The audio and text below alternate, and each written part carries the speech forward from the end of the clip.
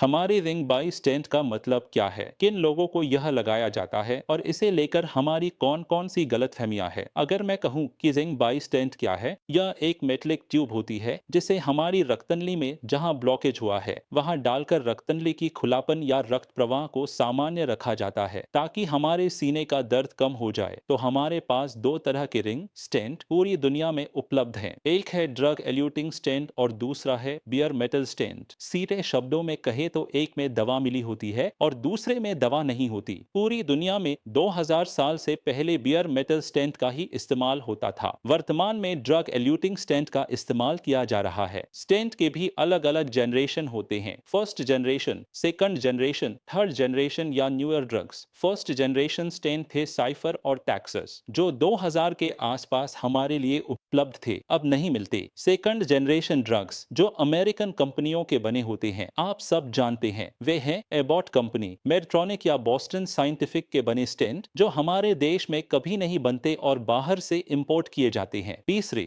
जो मैंने कहा न्यू जनरेशन ड्रग्स, वे सिनर्जी, रिजोल्यूटोनिक्स या जायंट्स अल्पाइन नाम से मिलते हैं। इसके अलावा कुछ यूरोपियन स्टेंट भी हमें मिलते हैं, जैसे कि क्रिएट, डेन हम इस्तेमाल करते हैं, अल्टीमास्टर, ट्रांस और कॉम्बो प्लस। इन सभी रिंग्स स्टेंट्स में अगर ब्लॉक हो जाए तो हमारे रक्तनली में डाला जाता है, मरीज के परिजनों को दिखाकर और उनकी अनुमति लेकर। मैं बताना चाहता हूं कि हमारी रक्तनली तीन तरह की होती है, एलईडी, एलसीएक्स और राइट कोरोनरी आर्टरी। उन रक्तनलियों में अगर 70% से ज्यादा ब्लॉक हो तभी हम मरीज के परिजनों को दिखाकर एंजियोग्राम के बाद उन्हें रिंग स्टेंट लगाने की सलाह देते हैं। लेकिन यह ध्यान रखना चाहिए कि मरीज की जरूरत के हिसाब से ही रिंग लगाया जाता है, कभी भी बिना जरूरत के रिंग नहीं लगाया जाता। और अगर रक्तनली में एक ब्लॉक है तो एक रिंग लगेगा, दो ब्लॉक है तो दो रिंग लगेंगे और कभी कभी तीन रिंग्स की भी जरूरत पड़ती है। कुछ मामलों में एक्यूट हार्ट अटैक के केस में डॉक्टर मानते हैं कि अगर एक रिंग डालकर बाकी बाद में डाली जाए तो वह भी किया जाता है। इसे नॉन एसटीएस पर्सनलाइज्ड पीसीआई कहा जाता है। यह मरीज के भले के लिए ही किया जाता है। कई बार मरीज शिकायत करते हैं कि डॉक्टर साहब एक बार में क्यों नहीं सारे रिंग डाल दिए। मैं उन्हें बताना चाहता हूँ, मरीज के भले के लिए एक रिंग डाला जाता है और जरूरत पड़ने पर बाकी रिंग्स बाद में डाले जाते हैं। फिर जिनको किडनी की बीमारी है उन्हें बहुत सावधानी से यह प्रक्रिया करनी होती है, क्योंकि जो डाई हम इस्तेमाल करते हैं वह किडनी के लिए हानिकारक होती है। इसलिए ऐसे मामलों में भी हम कई बार एक रिंग डालकर बाकी ब्लॉकेज के लिए बाद में रिंग डालने की सलाह देते हैं, मरीज के भले के लिए। अब आते हैं कि रिंग को लेकर हमारे क्या क्या गलतफहमियां हैं। अधिकतर मरीज मानते हैं कि एक बार रिंग डलवा लिया तो जिंदगी में कोई समस्या नहीं रहेगी, उनका दिल पूरी तरह ठीक हो गया। दिल की मांसपेशियां, यह गलतफहमी है। इससे केवल रक्त प्रवाह सामान्य होता है। हम उम्मीद करते हैं कि मांसपेशियों को जब फिर से रक्त मिलेगा वे फिर से काम करेंगी। साथ ही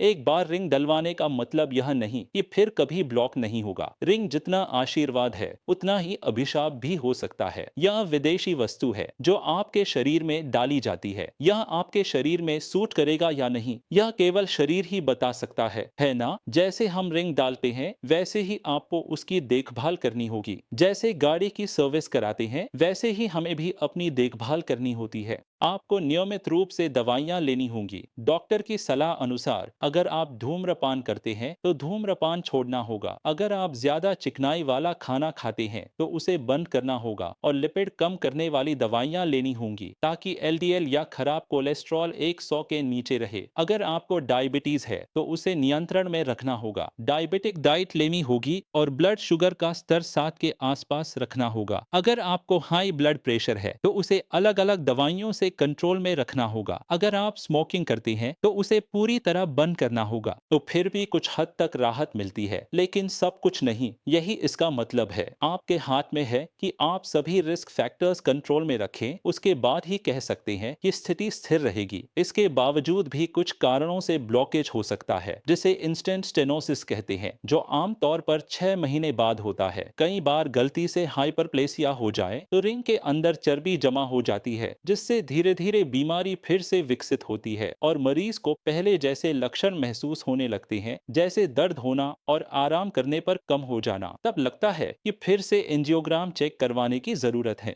मैंने पहले ही कहा था कि आपने 3 में से एक हिस्से का इलाज करवाया है, लेकिन बाकी के 2 हिस्से में ब्लॉकेज नहीं होगा। इसकी कोई गारंटी नहीं है। इसी वजह से हम चाहते हैं कि आप हमेशा थेरेपी लेते रहें, आजीवन, और हृदय रोग विशेषज्ञ की सलाह के अनुसार दवाइयाँ लेते रहें।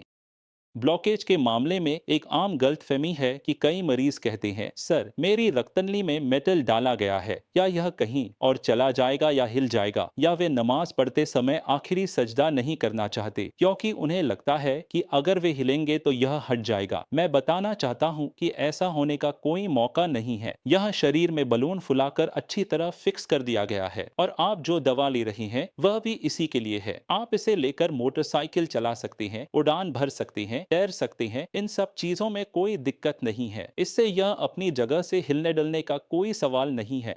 कई लोग सोचते हैं कि उनके रिंग का रिंगटोन कैसा है। हमारे देश में 2 तरह के स्टेंट मिलते हैं, अमेरिकन और यूरोपियन। अमेरिकन स्टेंट की भी 3 कैटेगरी होती है, फर्स्ट, सेकंड, थर्ड जनरेशन। लोग पूछते हैं कि सस्ता स्टेंट लेने से क्वालिटी कैसी होगी, या यूरोपियन स्टेंट अमेरिकन की तरह काम करेगा या नहीं। असल में दवाइयां अलग अलग कंपनियों के गठजोड़ से होती है, जैसे मछली के अंडे, मछली दवाइयां वगैरह। ये सब मैन्युफैक्चरर पर निर्भर करता है। उनके डेवलपमेंट के आधार पर उनकी कीमत कम या ज्यादा होती है, फर्क मामूली है। हम मानते हैं कि अगर आप 72,000 रुपए वाले स्टेंट लगवाते हैं तो उसकी कार्यक्षमता यूरोपियन या अमेरिकन लगभग एक जैसी मिलेगी। इसमें कोई गलतफहमी की गुंजाइश नहीं। कीमत का मतलब यह नहीं कि वह बहुत लंबे समय तक टिकेगा। यह आपकी देखभाल, मेंटेनेंस पर निर्भर करता है कि स्टेंट कितने दिन अच्छा और चालू रहेगा। और मैं एक बात और साफ कहना चाहता हूँ, स्टेंट फिर से ब्लॉक हो सकता है, इसलिए उसकी कार्यक्षमता आपके ही हाथ में है। अगर आप नियमित एक्सरसाइज करते हैं, सही डाइट लेते हैं, जैसे रोज ताजे फल और सब्जियां खाते हैं, अगर आप प्रोसेस्ड फूड और मांस कम खाते हैं, अगर आप भरपूर मात्रा में होल ग्रेन, साबुत अनाज खाते हैं, और अगर आप नट्स का सेवन करते हैं, तो आपका स्टेंट चालू रहेगा। अगर आपके शरीर में मोटापा है तो आपको अपना बॉडी वेट कम रखना चाहिए। अपना बीएमआई 35 किलोग्राम प्रति मीटर स्क्वायर के अंदर रखना चाहिए। उम्मीद है कि अगर आप ये एक्सरसाइज करते हैं और क्रॉनिक स्ट्रेस से बचते हैं तो आपका स्टेंट लंबे समय तक अच्छा रहेगा। धन्यवाद।